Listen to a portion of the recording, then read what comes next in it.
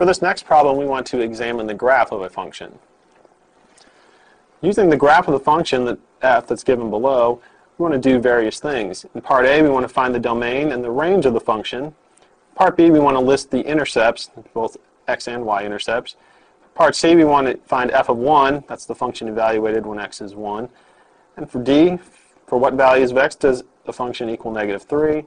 And then the last part E, we want to solve the inequality f of x is less than 0. So we'll start with part A. Recall that the domain is going to be the set of all x values for the points on the graph. If we look at this graph, we can see that the smallest x value that we'll use is -5. The graph is continuous all the way up to the value x equals 5. And so our domain will be the set of values for x such that -5 is less than or equal to x, is less than or equal to 5. For the range, we're looking at the set of y values. Again, we see that the smallest y value we'll use is -3. The graph's continuous, and the largest value we'll use is +3.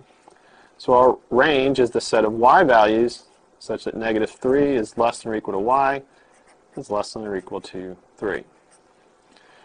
For part B, we want to list the intercepts. The intercepts are points where the graph crosses an axis. So we have 3. See that it crosses the x-axis at 2 points, and we cross the y-axis at 1 point. So our intercepts are -2, 0. That's an x-intercept. The other x-intercept will be +2, 0. And then we have a y-intercept, 0, 2. For part C, we want to find the value of the function when x is 1. So on our graph, we locate x equal to 1. We go up to the graph and see that when x is 1, the value of the function is 3. And so we can say that f of 1 equals 3. For part D, we're looking for the values of x where the function is equal to -3. So here we're given the value of the function. So when you look at the y coordinates, we'll see that y is -3 at 2 different points. And so f of x equals -3 at x equal to -5 and x equal to 3.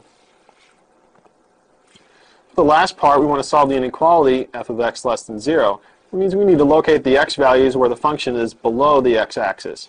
That's the less than 0.